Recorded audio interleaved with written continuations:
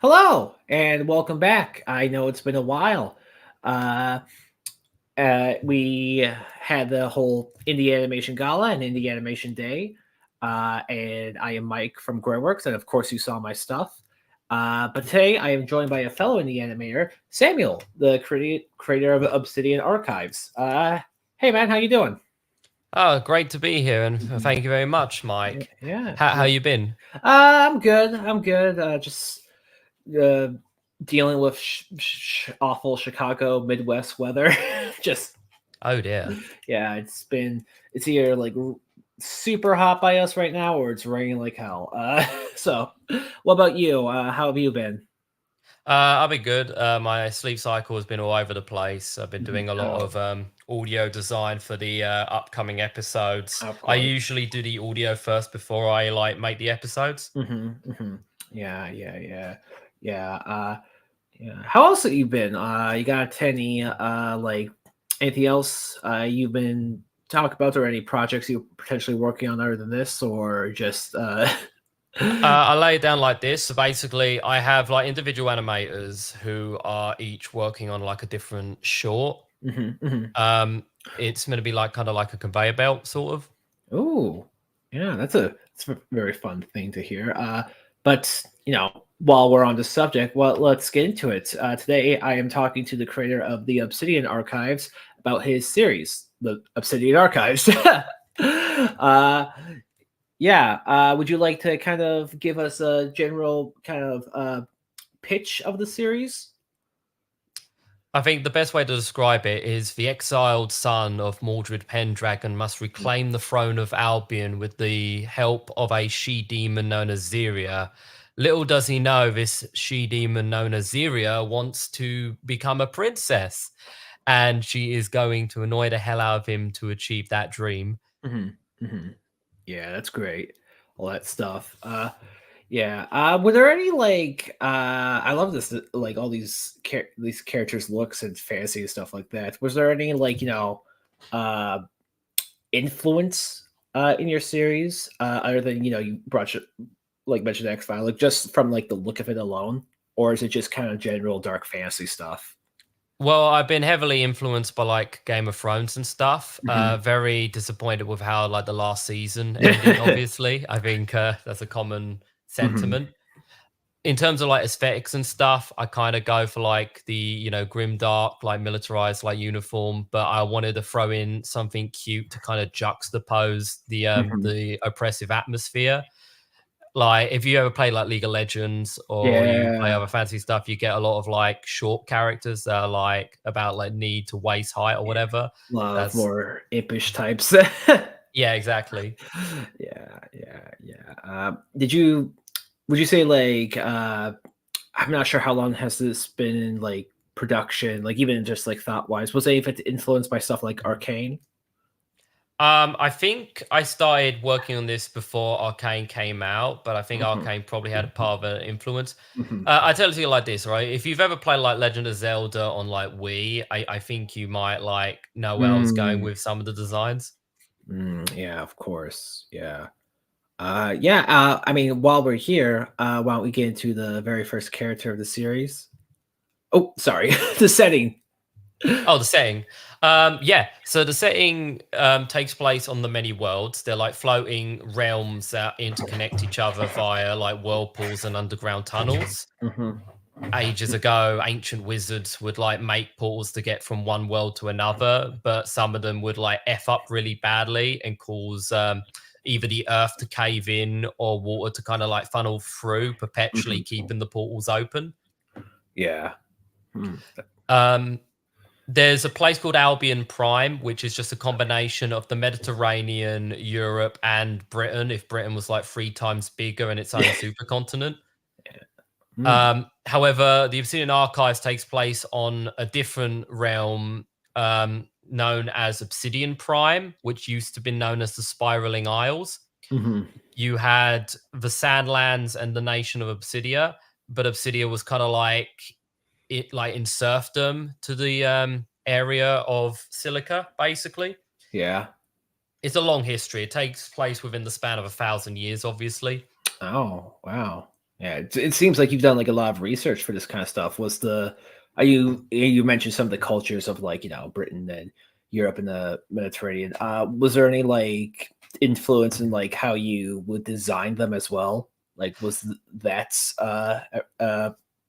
thought of or? Oh, okay. So the Sandlands are kind of like modeled in a bit of like Ottoman slash like Persian aesthetic. Hmm. Hmm. Pretty much like the sultans of old with you know when like you would look at certain regions and like the mountainsides would have that slight shade of like purplish gray almost. It's hard Hmm. to put my finger down, but like I definitely had to do a lot of the brush strokes for the landscapes. Nice, nice. Now, yeah, now you've drawn a lot of this, correct? Okay, well, okay, time out. So the Imp and the Prince, the very, very first, the very first pilot was drawn by my friend Jacob. Hmm. Um, I'm probably going to butcher the second name. Magi's, Magius. He's basically he was from like Cuba and he moved to Florida and he does a lot of really cool like artwork. I think you'll see some of it like later on in the actual pitch Bible. Hmm. But what he would used to do for me is he would draw in grayscale in a very sketchy kind of rustic European fairy tale style. And what I would used to do is I would take it into Photoshop and I would do the color processing where I would use multiply or overlay to make it really like pop and have that old rustic dried paint kind of feel. Nice. Yeah, that's really cool. Yeah, I love it. Definitely has more of like almost like a painting kind of look towards it. Yeah, of course. This map here was created in Incarnate. Incarnate has like a license thing, so basically, as long as you have like the subscription, in theory, that means oh yeah, this like map is entirely yours, basically. Mhm, mhm. Yeah, nice.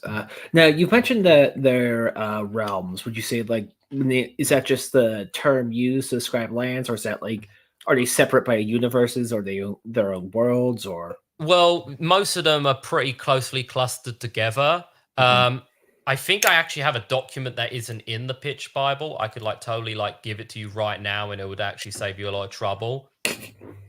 Think of it kind of like Kingdom Hearts or an alternate way of traveling between planets. Oh, okay, I see. Okay, I think I put it under the writing section. Mm. Yeah, okay, all right. So this is okay, so this is like a very rough example. Mhm. I think this was like an old version. I had like a better version lying around somewhere. Oh yeah, I can totally see kind of like the Kingdom Hearts influence with that. Oh, okay, I found a better image. Give me a sec. Here we go. This one is a lot more elaborate and pretty much important throughout the entire story since a lot Mhm. of battles will factor in, oh, how are we going to get there? Like, which way are we going to Yeah. approach from? The blue lines represents the whirlpools. The purple Mhm. ones represents the portals that have been calculated and created with arcane magic from the Obsidian Empire. Mhm. And the last one is basically earth holes where like the caverns kind of open up from one cavern to another. Wow. Yeah. So this is like a whole kind of adventure series of like going through like various lands and like different cultures and that kind of stuff. Yes, indeed. So like Albion's based on Britain, Runegard's based on like Norse like mythology, but there's actually a continent at the bottom that kind of is based on Greece. Hmm. Rusheim's based on Russia. Dragonia is like three of the major cultures in like Asia, kind of like melded into one, kind of like an allegory for the Three Kingdoms conflict. Hmm. Hmm. And of course, Obsidian Prime, which is kind of a hodgepodge between English and like Saxionic culture, basically. Yeah. Yeah. Which realm does this series start in? So the actual, in terms of release order, the first story, The Imp and the Prince, takes place in Silica in Obsidian Prime. Hmm. So it's mostly in the Sandlands for like the bulk of the first four chapters. Hmm. Yeah. That's really cool. Would you mind if we moved on to the characters? Yeah, of course. Yeah. Milan. uh, like his nose. Oh yeah, like his nose, like his thing. As we've kind of developed the character, we've kind of decided, oh yes, like Milan absolutely has a very, very angular, like pointed nose. He got it from his mother's side. Yeah, very nice. uh, uh, so this is the main character of the series, correct? Yes, he is. I'm not going to mince words. He's not necessarily the good guy of the series, but he is kind of like, The protagonist. yeah, like imagine, if you will, a world of chaos where this is like the only guy who wants to achieve any semblance of order, basically. Okay. Yeah, yeah. Would you mind kind of give it a bit more of like his backstory? Okay, so he was the bastard child of Mordred and Alicia. Alicia was initially a golem birthed from the rivers of Avalon, Mhm. and he is in theory he's a hybrid, but you have to understand that Alicia gave up her immortal stone-like flesh so she could bear children, but some of the angularities have kind of like carried over genetically, Mhm. basically. Him and his mother had to flee when Dulac betrayed the Pendragons, Mhm. and they were hoping they could have refuge in Avalon, but the Maiden of Avalon, like, we don't know what the true like motivation is, but she basically casted them into a whirlpool, basically appearing like she killed them, but like the three great arcs made it to Obsidia through the whirlpool, Mhm. Okay. and he had to, like, survive in a very harsh upbringing under the brutal farm of goblins. Mhm. Yeah, yeah. Wow, that sounds like there's a uh, kind of a lot thought out of the fantasy world in here, especially with the various species and kind of gods and stuff like that. I treat it like actual history. Like, you don't have like just one era. It's more like, oh, different things are happening at different like Of clusters of course. years. Hmm. Yeah, totally. Yeah. Now you mentioned that his, of course, mother was kind of a goddess, but like kind of drop that when he conceived him. Does he have any like inherent like say magical powers or anything like that, or is it? He has two magical powers. Mhm. So he had his tendons are kind of like hydraulics. That's from Mordred's side. Basically, as the legends go, Mordred, the Black Knight, Mhm. he had the strength of 10 men. And then some guy goes, well, actually, it's 10 peasant men, and they weren't actually that strong. Yeah. So the strength of like one full man or one slightly above average man now. Yeah, or something like that. Like, he could probably lift the car, like a small like hubby or whatever, like a Mhm. small what, I don't know what you call them. I don't think hubby's the name of a car. I think I've just made that up. Herbie. Oh yeah, yeah. He would literally pick up a Herbie. There we go.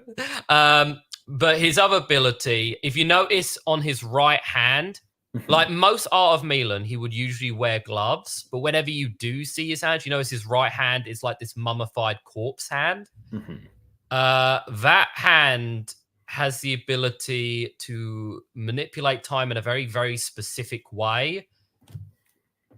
It Uh-huh. is shown in like the second episode of the Imp and the Prince, and it's basically his like kind of like his JoJo ability, basically. Mm.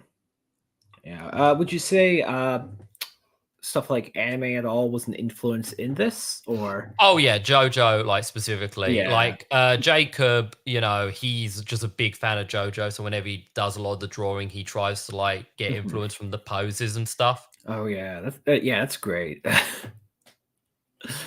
uh, yeah. And now, what's his? I know you said his goal is to reclaim the throne.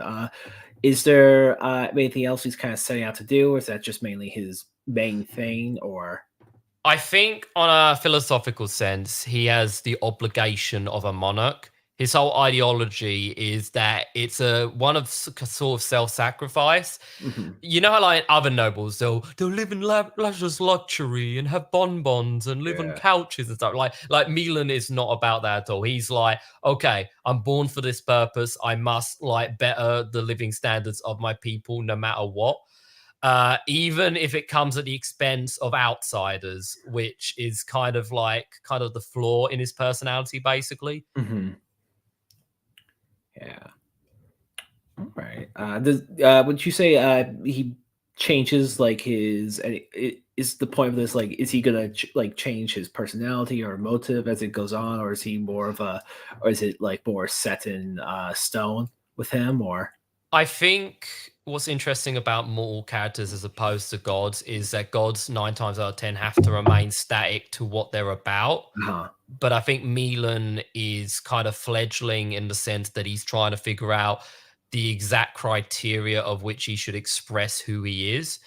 Because it's all fun and games to like go, oh yes, I shall do the hard power option 24/7. But like I think in Milan's journey, he comes to learn that sometimes you have to use soft power to make the things work. Hmm. Hmm. Yeah. Yeah. Yeah. Yeah. Now I notice he has a sword on him. Is he like a very capable fighter, or? He is. Now, I haven't. Here's the thing: he's ambidextrous. However, I do like to imagine whenever he's like made a wrong move in a sword fight, he usually just throws his like sword away and just snaps his fingers to like reset, basically. Hmm. Yeah, yeah, that's great. Were there any kind of sword styles you were inspired by, or stuff you looked into? The Fate series, definitely Uh, the Fate series. Like, I was kind of wondering like real life sword styles, or. oh, real life sword styles. I definitely think he might do that like that French style where they hold the blade like kind of upwards, so no matter what way they go, it's like a downward sweeping motion. Oh yeah, I think that's not epee, uh, rapier style. Um, I think rapier style is more about the piercing action, Oh though, no, isn't yeah, it? that's also epee. Yeah, what? Sorry, kind of zoning out on what it would be called. All his motions are mostly based upon cutting, sweeping Scream. actions. Cool stuff. 9 times out of 10, you'll find him with a gladius. He only brings out like Claren if it's like ceremonial, or he has to like bring out the big guns. Mhm, Because I mean, if you lose it, like that's like an ancient artifact. You don't really want to be losing that. mhm. Yeah, yeah, yeah. That's is it? You said it's a nature artifact. Is it like prime for thieves or bandits to try and steal? I mean, they could like try to, I Yeah, guess. Like it's yeah. definitely like in the castle somewhere. I can imagine like some smart ass trying to like steal it or whatever. You understand? Claren is literally the sword and the stone. Hmm. Yeah, that's very cool. Was King Arthur like a big influence, or just Arthurian kind of media in general? I feel like if Britain was to ever have a mythology, it would definitely be built around like the legend of like King Arthur, Uther, and Mordred, Hmm.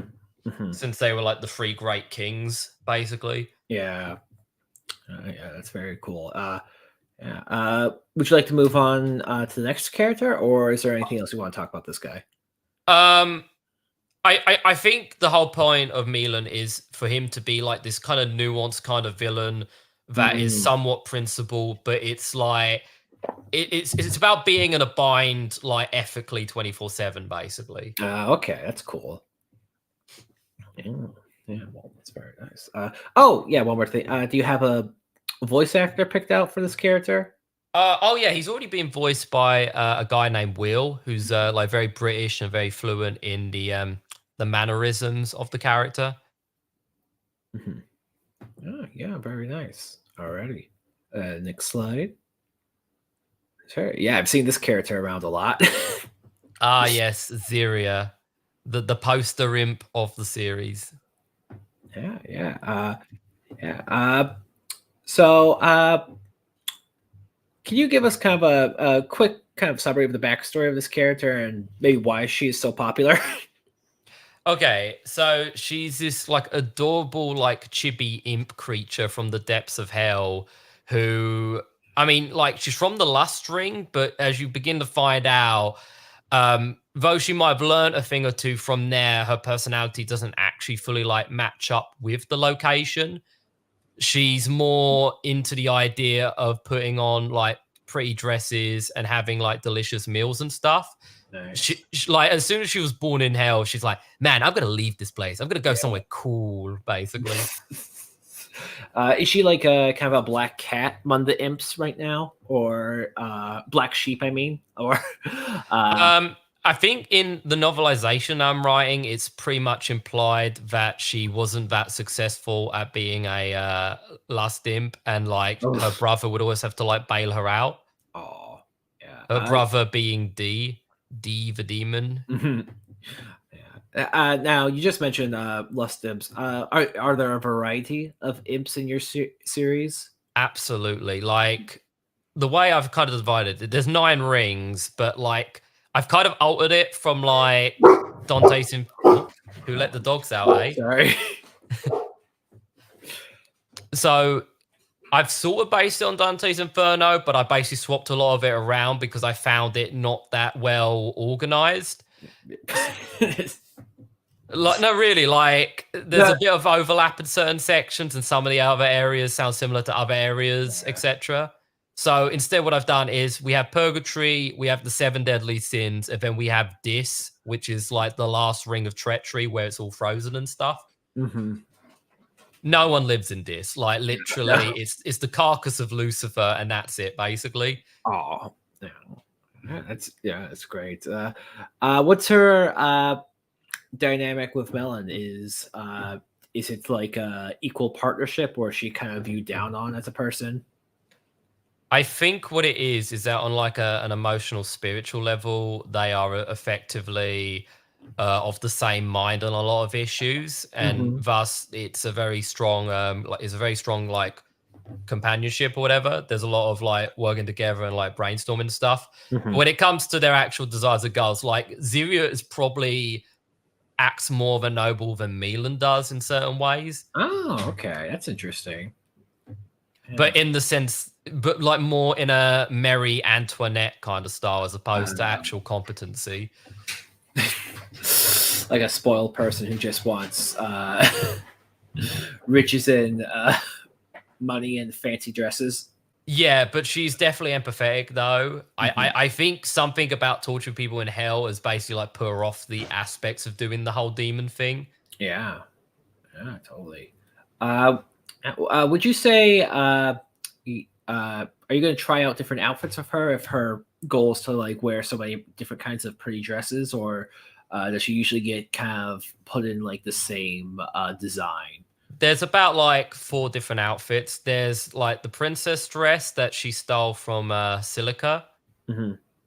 Oh, yeah, this is like a more updated version. We kind of went with this very imaginative, like we have these layers of fabric on the outside of her shoulder pads. Oh, yeah, very nice. Is it based off a real dress whatsoever, or is it more? Yes and no. Like we Mhm. studied some Tudor designs, and then we was like, oh hey, why don't we have like the outer layer be like kind of just strips of fabric that's just kind of sewn on after the fact? Mhm, mhm. Yeah, yeah, I mean, that's very cool. The other outfit is she has this little like prisoner slave outfit from like Silica, like you could see up in the top right. There's a villain called the Time Baron who is mostly told in the past tense because he's like long gone at the start of the story, Mhm. but effectively she like he wanted to get a wish from her. She couldn't grant that wish, and he's like, "Oh, okay, if you're gonna waste my time, I'm gonna waste yours." And then he like puts her in a cage. Nice, nice. Would you say are imps kind of viewed as like a lower class kind of demon? Like, are they capable of magic or? I wouldn't necessarily say it's like a class thing. I'd say it's more of a power level thing. Yeah, yeah, tier. So like the majority of like starting out demons with like low soul counts are like imps, but Mhm, like imps that eat a lot of souls could like get like bigger and maybe taller, and then mhm. that's when they like become regular sized demons or even like demon lords. Okay. Yeah. Has Zeria ever eaten any souls? Oh, absolutely. I mean, a Yeah. demon can't exist without them. It's kind of the tragedy of their existence. It's like they could be like a moral person, but at some point they're Mhm. gonna need to like eat the soul of something. Kind of like the same way we like at Mhm. some point we need those like vitamin B12, so we Yeah. absolutely like need to eat the cow, eat the chicken. Very Yeah. delicious. Very interesting. Yeah. Is she capable of any magic right now, or is she Oh, more? absolutely. Yeah. She shoots fireballs. If you see the Shroomkin episode, she basically like takes them all out with a fire blast. Yeah. Yeah. Now, she's a lot smaller than a human. What height would you put her at?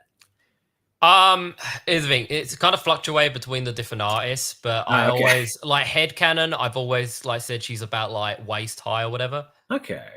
Yeah, that's good. Yeah. Uh, do you think how much of a devil on Melon's shoulders can she be when like he is already like scheming on his side? You want the honest fact? I think it's the other way around. Oh. I think it's more the philosophical question of like demons in theory are supposed to be like quote unquote born evil Hmm. or at least have like a natural inclination to it.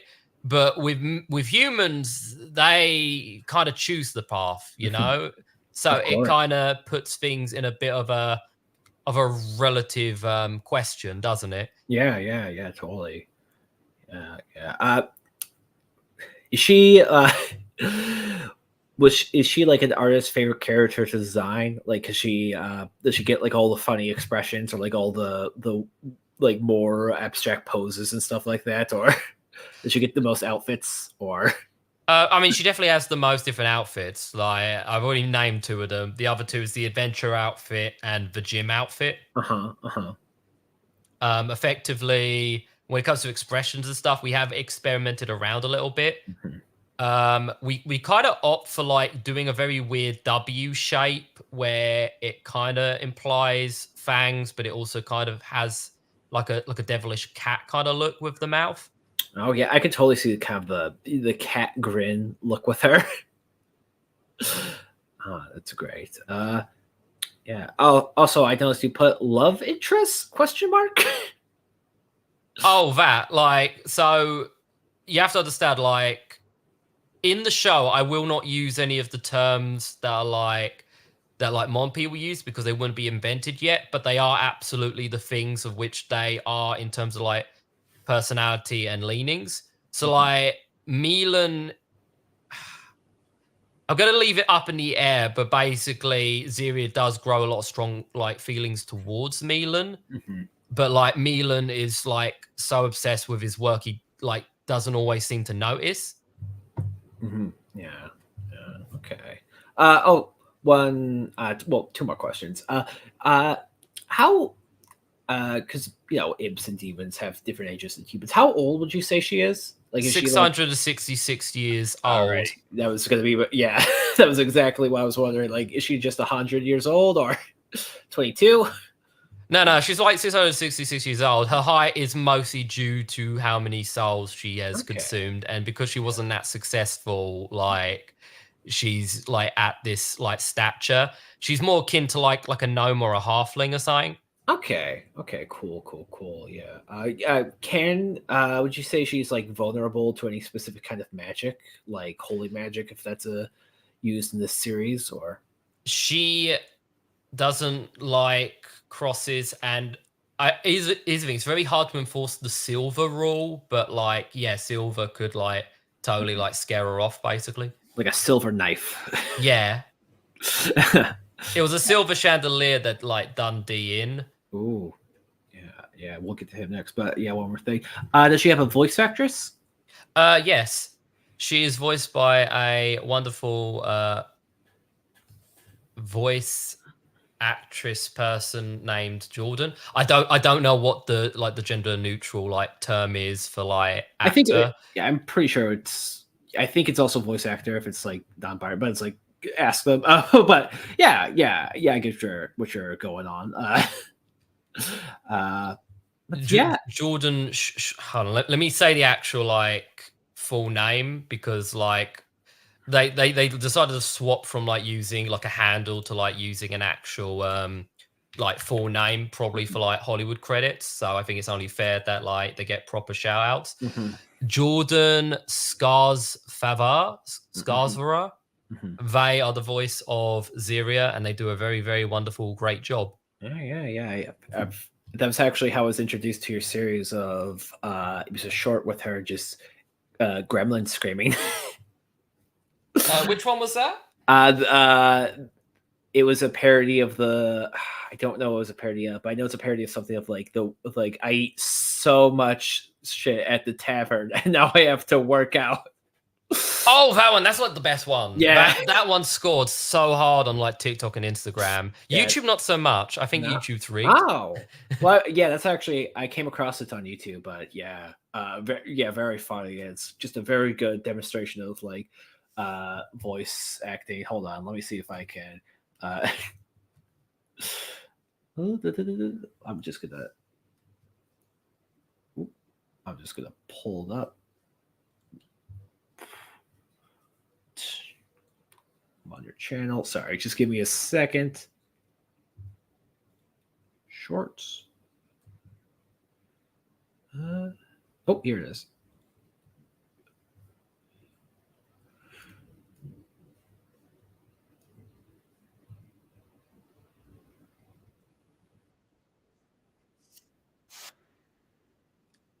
I cannot hear anything. Oh, Wait, can you hear it on your end? yeah, I can hear it on my end. Okay. I wonder if that's like a limitation or something on the hardware.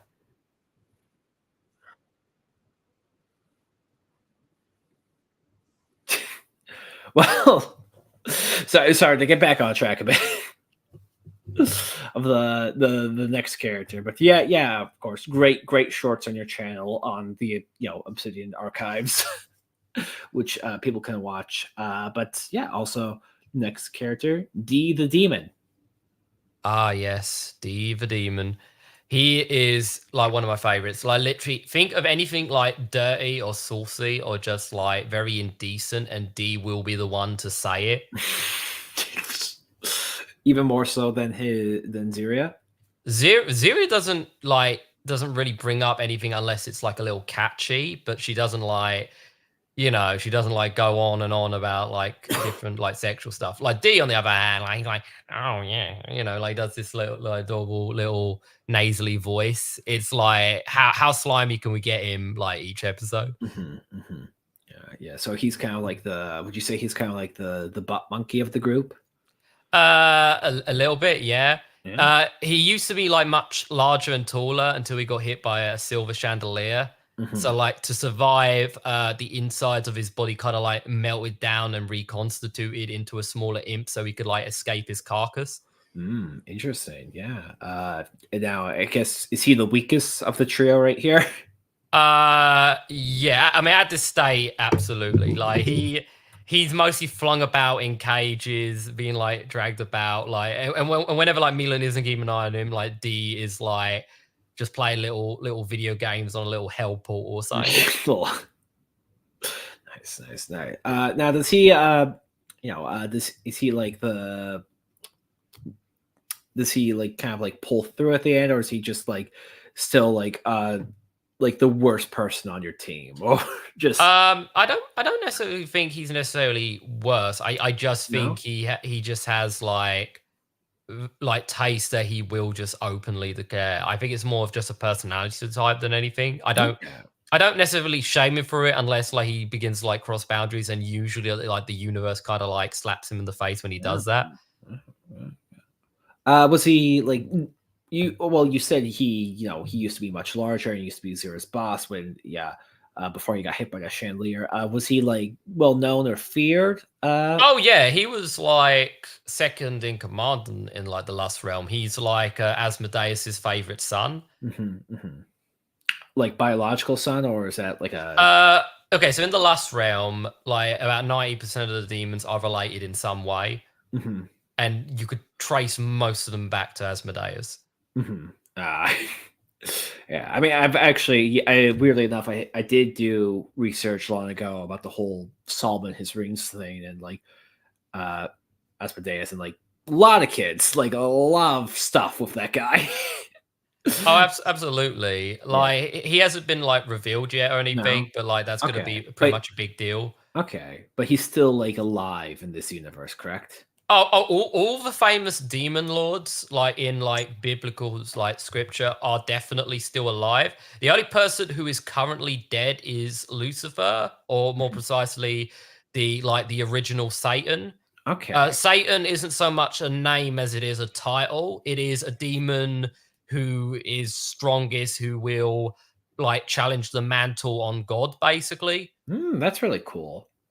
Yeah, yeah. And have there been like several Satans, or has it just been like really one or and There's two? only been one, but all the demon lords are desperately trying to collect the body parts to fuse with themselves so they can take their own swing at it.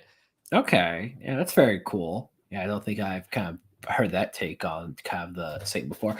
Uh Now, as we are talking about like demons right now, stuff like that, are there any demons from like say uh outside of like traditional biblical stories? Like, are there any Asian demons or Slavic demons? Okay, Or okay. So this is the fun part. This is the fun part. Okay, hmm so you have natural born demons. These are like souls that were just straight up birthed from hell. hmm But then you have humans who become demons because they've been naughty, and Saint Pierre was like, "Nah."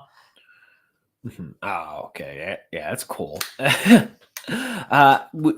What There's also population would? Oni. There's Oh, also Oni. oh, Oni that's are, cool. yeah. Would you say there's more natural demons or more humans that get turned into demons? Okay, so the Oni are like kind of interesting. So the idea is that even though the Light Council and space Christianity is like the dominant religion of the universe, there's a Mhm. lot of like pagan sub deities that are like trying to like grab control, whatever. And Yeah. some of them have their own heaven hell dynamics. But because of the gravitational pull of evil, basically, a lot of the hells kind of like overlap, so to speak. So like Oni's like biologically could totally survive in hell and pretty much function like any of the other demons. Mhm.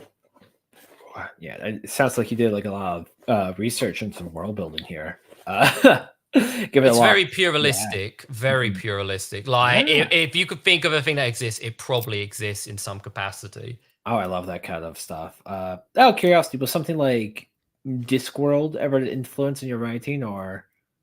I was fond of the Sky specials for Discworld. It had a Yeah, lot of interesting stuff. Um, I'm not keen on the remake. That was a bit. I don't know what was going on with that. I didn't see it.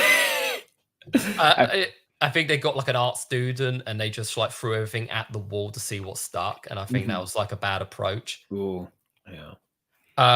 No, but like with this world, I don't think there's been that much of an influence. Don't get me Mm, wrong, the Grim Reaper is a thing in this universe, of but course. it's not like I don't think I've been taking any No. notes Yeah. on this world Yeah. for that. Yeah. Yeah. Now, in this state, does D have any notable magic, or does he have like more like almost like raccoon like abilities of like just claws and teeth? Then. He could do astral projections. Um, you know, he could do a type of astral projection, but I won't say what it is until it happens. Ooh. Yeah, yeah, that's very fun. Yeah, yeah. Is there a potential for him to steal back the souls, or potentially get as large as he once was again, or is it Oh, like absolutely, yeah. yeah? Like he could Okay. tell. I mean, if he escaped the jail right now and started just like sucking like people off and then taking their souls, sorry, that's like a Yeah. bit of D humor. Yeah. A Well. lot of like he'll say a thing and it implies another thing, and it's like it's all the puns. No, but Yeah. seriously, yeah, he could totally get larger, definitely. Yeah. Very nice. Now does D have a voice actor? Yes, Thomas. Hmm. Thomas is a very close friend of mine. He just loves doing the goober character energy. Very smiling Nice. friends. Very it's that kind of you Yeah, know. he does kind of look like kind of a character Zach Hadel would scream. Oh yeah, for real. Yeah, like mainly when he's in pain, just ah. But yeah, that's very cool. The Obsidian Empire. Ah, yes, the Obsidian Empire. They got their name for the fact that most of the humans that founded the place were enslaved by goblins who were hired by the Sandkin to harvest obsidian stones. Mhm, mhm. But when, like, the humans, put the screws on their slave masters and stole their arquebuses, they effectively, formed a very vicious, like, kind of revenge-based, like, empire, basically. Yeah. Oh. So I am curious. Is this like a strictly like more of a human run empire, or is it? Actually, no. Like Milan, because you had to understand, one of the biggest gripes between Mordred and Artheria Pendragon was the whole how should humans like negotiate with the Fae? And Mhm. because Morgana was like a witch and like part Fae, like it was definitely, you know, they had to fulfill the will of Mordred, and the will of Mordred is to do the opposite to whatever Artheria was doing. Okay. Yeah, it's very cool. Yeah, usually in these kind of series, you just see like strictly human empires in this kind of capacity. But yeah, it's very cool to see more of a kind of a mix kind of thing with it. The Obsidian Empire is strictly a xenophilic nation. The only Mhm. thing they like care about is the refinement and the evolution of a supreme culture. When Okay. it comes to when it comes to all the other aspects, they don't really like care as long as you could like serve like the purpose of the empire. Mhm, mhm, mhm. When the horses almost went extinct because of the Great Second Famine, they had to well, no, hold on. The horse with the first famine, my bad. Sorry, I have like a timeline for this stuff. Um, basically they had to eventually recruit the centaurs so they could still have horsemen. Oh, very clever. Nice. Yeah. Was there is there any, like empire either in fiction or in reality that was kind of an influence on this? Oh, okay. So the thing is, ironically, I couldn't find. I mean, then again, I might have not done enough research, but like, I couldn't find a poster child empire that like I could fully model onto like Obsidia. Mhm, Because like the aesthetics and like the economics are a little bit all over the place. mhm. Like aesthetically, they're based on Germanic, like Saxon, like Okay. war design. Economically, they're somewhat based on the British Empire, but culturally, I think they're kind of based upon Brazilian integralism. Ooh, that's a yeah, I haven't heard that Tom, when it comes to as an influence with different fantasy series. Because the thing is, they could see people like demons, vampires, and like dryads, and they're like, okay, these people are actually very powerful and they have their uses, and like they should be, they should benefit the high end of society if they perform well, Okay. Yeah, yeah, interesting. meritocratic. Yeah.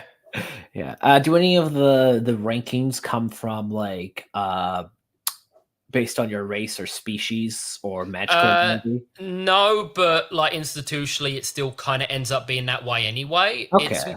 like here's the thing: you could be like like a very weak little halfling, but you have like necromancer powers, and you could like skyrocket to being an Mhm. obsidian lord just for that alone. Nice, nice. Yeah. Uh, is there It's any based upon what you can do as opposed to who you are, basically. Okay. So there's no like potential race they would exclude. The Obsidian Empire, like canonically throughout the whole story, seemed to have a really big hullabaloo with kobolds. Mhm, mhm. Um, it's for like various different reasons. Like if you ask a different official, they'll come up with some other reason why they're being mean to kobolds. Yeah. The most popular excuse is, they're a very fine source of protein and they produce very quickly. You know what I mean? Oh So boy. it's like it's the whole factory farm odd world kind of logic, you know? Yeah. Yeah, man. Yeah. Now, is there like someone in charge of this, like a designated ruler, or is it about like is it like run by a council or? Okay, so at the initial stage there was a council, but the council got dissolved quite early on. Mhm. It mostly runs as a kind of I'm trying to find the best way to put it. It's kind of like a constitutional monarchy, but like the role of monarch is kind of treated like a demigod, and that Oh, all okay. the laws are only substantiated because it is ordained by this demigod. Ah, interesting. Yeah, Kind kind of of. like the Constitution. You know how they go, oh yeah, all these rights they come from God. You know what I Yeah. mean? It's the same mentality, but Mm. something they could like more physically substantiate. Oh yeah, yeah, totally, of course. Yeah. Would you say they're the ultimate antagonist of the series, or? They're definitely like kind of a negative force to like outsiders. They're definitely the focus of the series because you got to understand like most of the camera begins to stray away from Milan and starts going on to people both inside and outside the empire and their motivations. Mhm, mhm. Yeah, yeah. Well, that's very cool. Would you mind if we moved on a bit more into like the Next environment? page, Yeah, sure thing. yeah, cool. The land of silica. Okay, so the lands of Silica used to be the domain of the mercantile empire known as the Silicon Empire. Hmm. They would have trade deals with the Nexus of Water, and it was run by a guy known as the Time Baron, who was this like Fatobi Sultan with the ability to manipulate time. Okay. It was um, it was only through a sheer stroke of luck and divine providence that Milan was able to overpower the Baron and allow for the humans to take over. The irony is, this is like capitalism gone horribly, horribly, horribly wrong. Hmm. Hmm. You basically have like people trying to haggle with one another until all the money begins to pool to a select few. Hmm. And eventually you get people that are in debt to one another and like enslaved. And a lot of the military, instead of it being members of the community, they're like just bought out mercenaries, just like Right. enforcing like their will. Yeah. Yeah. Wow. That's very interesting. Sorry, my dog just jumped. But yeah, yeah, I see that there's also like you brought up how there's more mixed culture from like Turkish and Persian history. Would you say you took any of like the not just the culture but like history into account that came to making some of the series history? Like any of the. They definitely have coffee houses. They Mhm. definitely have like cannons and arquebuses. Okay. I think the very first act of the Obsidian Archives is more of a bizarro version of the Vlad the Impaler story. Oh, well, speaking on that, would you mind if we move to the next slide, which Oh yeah, sure. it kind of gets into the more of the history? Yeah. Okay, so you have to understand, Milan was the Baron's ward, his like kind of his adopted son. Uh huh. But to be fair, it was more of an overglorified hostage situation to keep Alicia in line, basically. Hmm. But Milan learned everything he knew about politics through the Baron, and I think even with the Baron gone, he has left like a social impact on Milan that has basically kind of warped him morally, so to speak. Hmm. Um, the last like major conflict was like Milan digging an undersea tunnel, and the humans, after surviving 3 harsh winters, were able to go under the sea and up the other end through the peninsula. And that was when they caught the Sandkin by surprise. All their mercenaries were on boats, like trying to raid the place, Hmm. while their homeland was just being ransacked by like all the dark iron like metal that was like forged to make these very strong obsidian knights. Yeah. Wow. It sounds like you gave us a lot of like research and detail with the history of your series.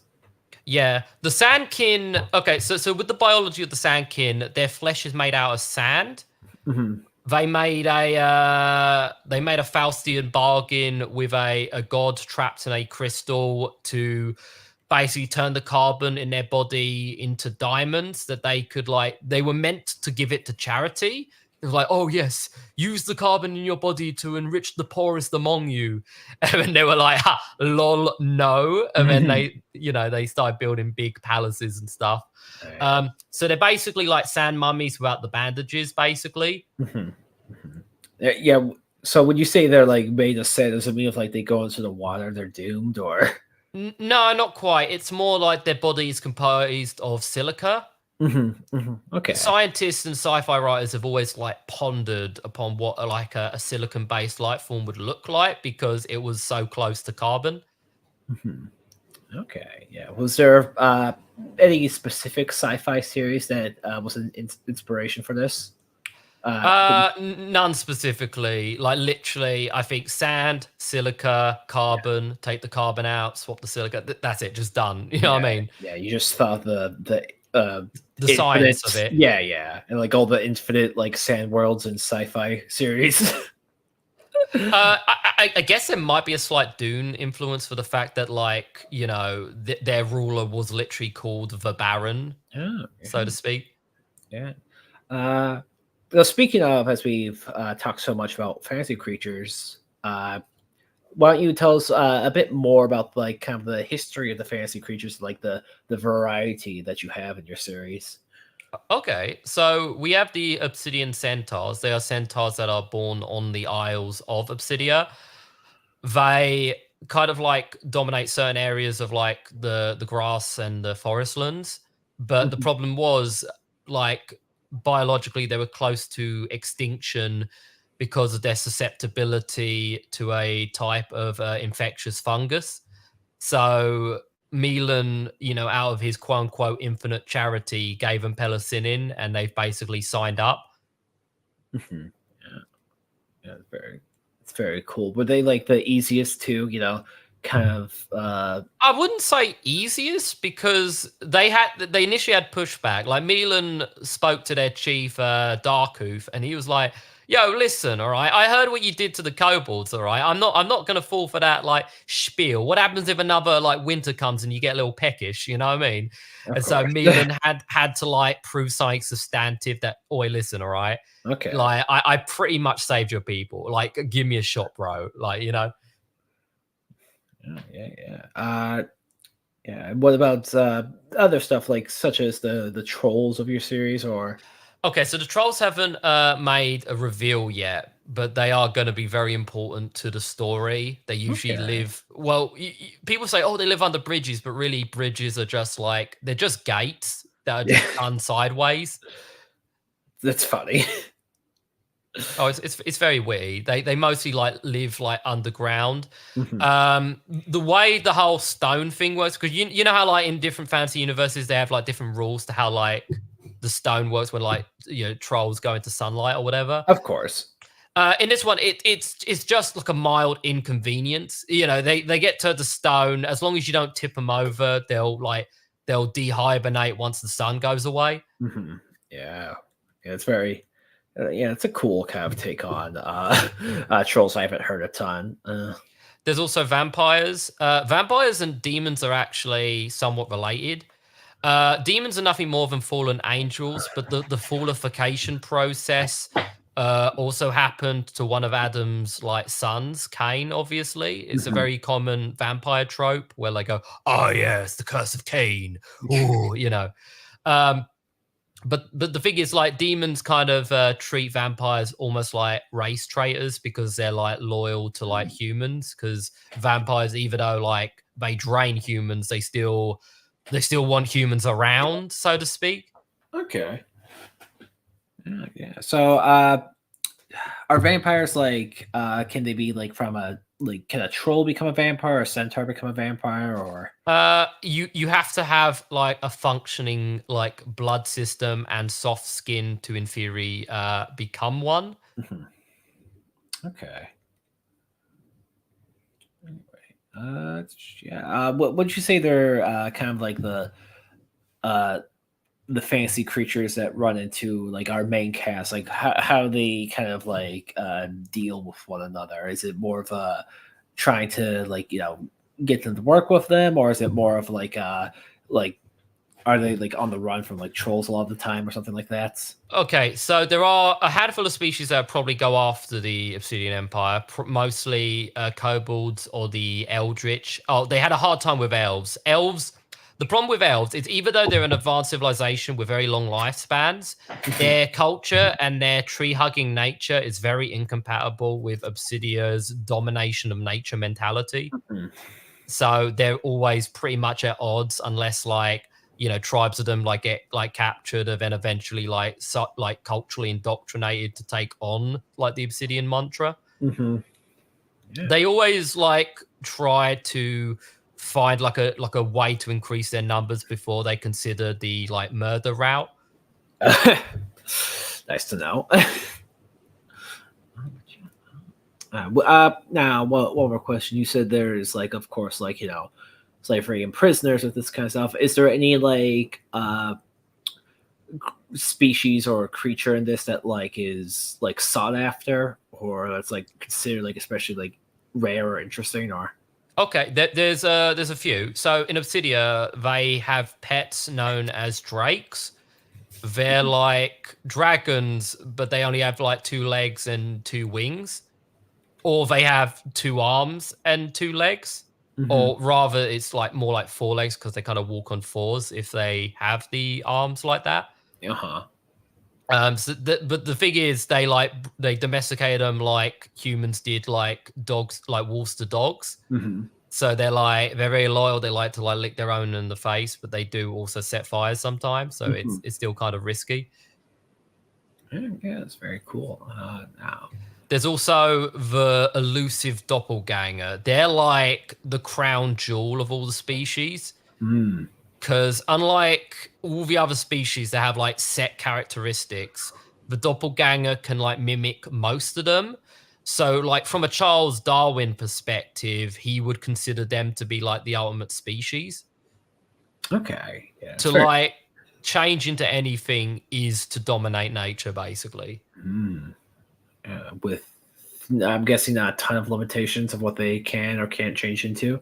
The only limitations is what kind of nutrients and proteins they have access to. They're kind of like the thing in that regard. Okay. They could like kill someone, take their carcass, and use it to either become what the carcass was or like something else with those components. Yeah. Yeah. Very. Yeah. Very interesting. I don't think I've heard that take too much when it comes to the doppelganger type, but yeah, very cool. And now to move on.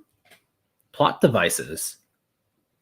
What makes the Obsidian Archives truly interesting and stand out is that most of the story is told in the past tense. Hmm. Basically, whenever you watch any of the mainline episodes that aren't the shorts, you either have Tarek, who is a crystal butler golem, Hmm.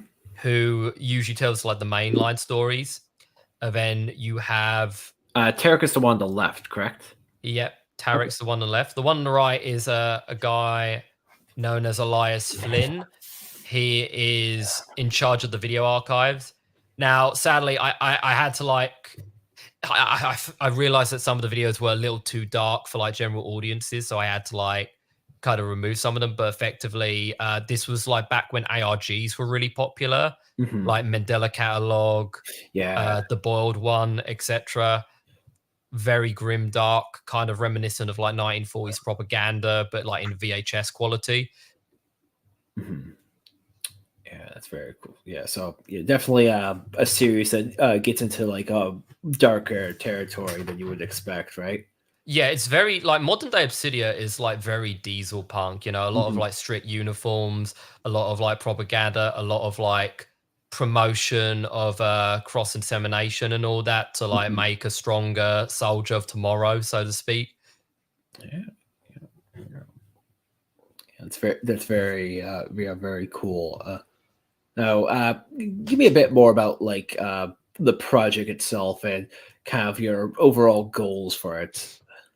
So effectively, the Obsidian Archives at the moment is like independently like funded and run. We Hmm. mostly opt towards affordable shorts that we can use the algorithm for to like farm, to get like subscribers, get people to know the project exists, and if it's their kind of thing, they could like kind of hop on board in terms of whether it be from a fan perspective or like an artist perspective, so to Hmm. speak. Hmm. We we at the moment we're still working on episode 5 of the Imp of the Prince. Hopefully that's going to be like the last one of that particular arc. Yeah. Yeah. How many arcs would you say is kind of your overall goal? Because you've already done some stuff. Is there like a set The idea? story is don't get me wrong, there is going to be an end, but it's so far, and it's like a shonen. It's literally a shonen anime. Like Nice. it goes on for like as long as the studio needs it, basically. Nice. Yeah. Oh, yeah. Is there a plan if for like goals you have, or is there like a backup thing you have, or Um, there isn't. Sadly, there isn't really like a backup, except maybe the novelization. Like, if it doesn't work as a indie animated show, like if it's not the right environment or whatever, like I could totally take a shot at like the novel route where I write up and hope like some studio like picks it up or whatever. Mhm, mhm, mhm. Yeah, I mean, is that's like the dream for like everyone in this of space, right? course. Yeah. Yeah. Is there like something you're like building to, like a big pilot you want to get forward, or is it like more something like you just want to keep on like kind of showing more affordable shorts until you have the fan base to kind of make something a lot bigger, or At the moment, we have like a Ko-fi and a Patreon. We are hoping to get more funding, Mhm. like throughout the course of this year, hopefully. Yeah. But more importantly, I'd say I have a few like lifelines that I can't go into details Mhm. on for like safety reasons. But in general, Mhm. if we were to get like a big influx of cash, we would like definitely just make like a full on like Okay. pilot where like we would just like pay for the bells and whistles, have it like somewhat fully animated, etc. Yeah, yeah, it's very cool. Now, can you tell some of the people where they can support you at? Yeah, you could support us on the Obsidian Archives Ko-fi and the Obsidian Archives Patreon. If you go on the Patreon, we offer an exclusive Obsidian Archives RPG video game.